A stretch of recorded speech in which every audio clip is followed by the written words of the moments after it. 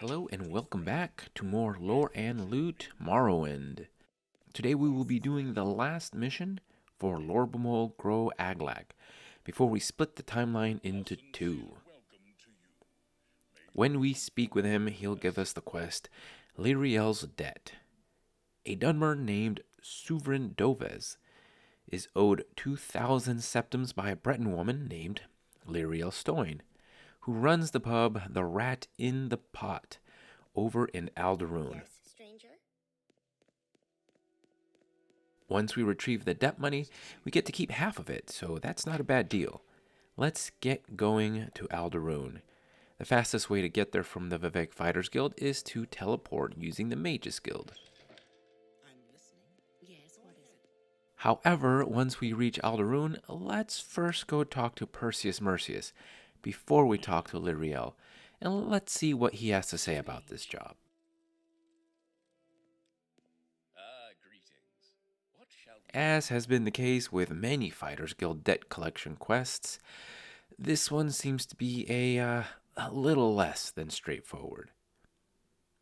It turns out it was not Lirielle who owes the money, but rather it was her brother, Ruren Stoyne, who owed the money. Perseus thinks it is rather unlikely that Lirielle has the money to pay back her brother's debt, so we'll have to pay the money ourselves. Now, I'm not one to just dish out 2,000 septims, even if we get half of that back, so why don't we go to the Rat in the Pot and talk to Lirielle and see if there's anything else she can tell us first. My time is precious. Lirielle confirms that her brother, who she presumes to be dead, owed the Kimono Tong money. However, what she does dispute is that her brother's debts should become hers. She doesn't have the money, as Perseus predicted, so she won't pay. Asking her about her brother will yield nothing unless your disposition with her is high enough, so I'll bribe her with 100 drakes to get her to give me a little more info on where her brother could have gone. She'll tell us that her brother knew he was in debt and went off to seek his fortune in some place called Malapi, which happens to be a cave near the coastal village of Nar Mok. Well, we can go back to Vivek and just pay off the 2,000 septims, or we can do what proper adventurers do and head over to Malapi and see if we can't find Rurin, or at least his remains. Now, there isn't any real straightforward way to reach Nar Mok from Alderoon. One method is to just hoof it, heading west out of Alderoon and then south once you cross the mountains into the West Gash region. It's easy to get lost just following the roads here, so that's not the way I want to take. Possibly the easiest way to get there is to just use the Mages Guild to travel to Balmora. From there, travel south past the Shulk Egg Mine, and then over the Odai Plateau, and then straight to the fishing village of La Oad. From there, we can take a short and inexpensive boat ride to Nar Mok.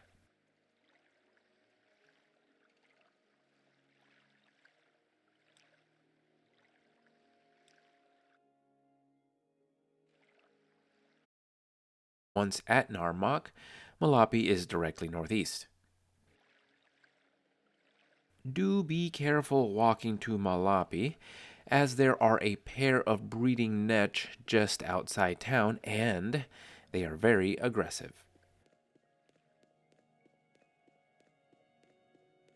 You can kill them if you want them to leave you alone, but they happen to be part of an Imperial Legion quest, which we will do much later on.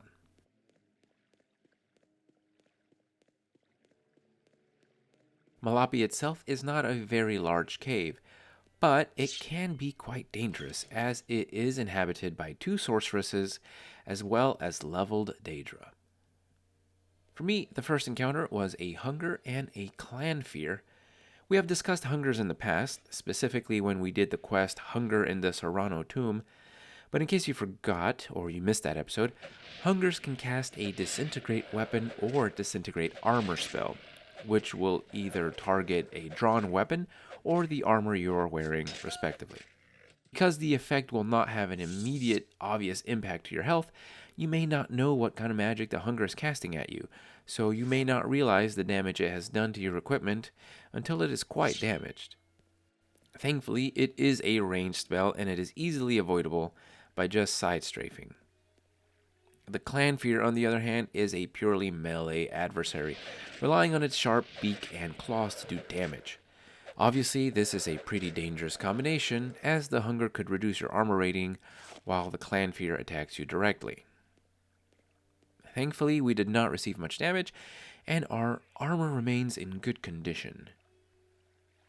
The first of the two sorceresses is Jarara Taran, who we meet past these crystal formations. She summons a scamp, but that's child's play at this point.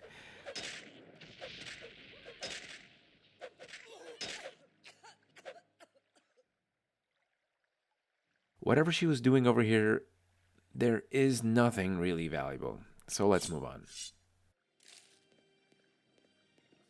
Now, back at the intersection here where we fought the first Hunger and Clan Fear, we can check out the path we didn't take, and sure enough, here we find the body of poor Roran Stoin.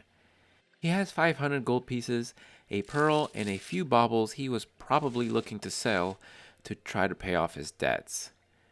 Well, sadly, he did not make his fortune here, but we can take this 500 gold and sell these items to try to make enough money to at least get his sister out of trouble. Let's move on and continue exploring. Mirtha Artha is the second sorceress in the cave.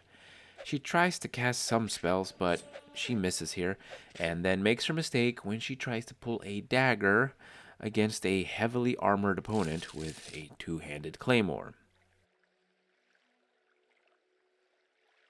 Now we can explore this main area, and this is where the real loot is. Here we can find an entire set of master-level alchemy equipment, which alone is worth enough to pay off Lirielle's debts and then some. The chests, though locked and trapped, have nothing of real worth inside. The other real treasure here is actually not locked at all.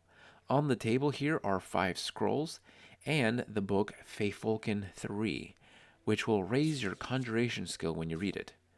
It's also worth 300 gold, so it's a nice find. Now, with all of this loot, we have more than enough to be able to pay off Lirielle's debt. Remember that we only have to pay off 1,000 septums because even though she owes 2,000, we get half of it. So even if you don't make 200 from selling all of this, anything over 1,000 will actually net you gold.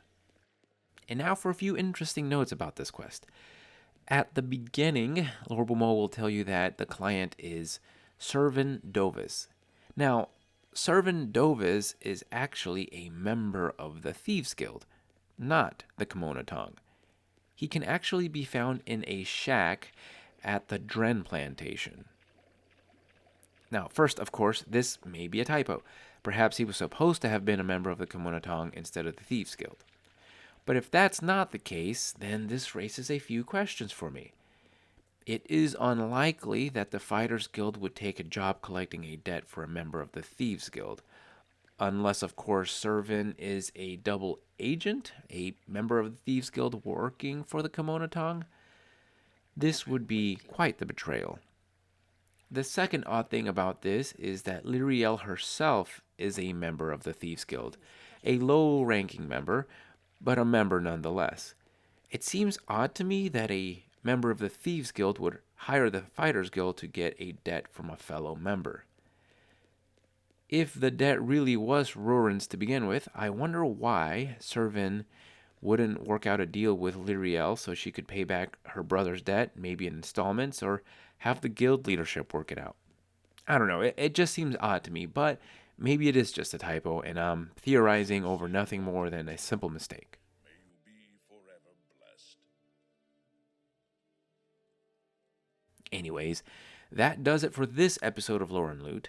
Next time, the divergence in the timeline that I have been promising will finally come to pass. I hope you enjoyed this episode of Lore and Loot, and I'll catch you next time.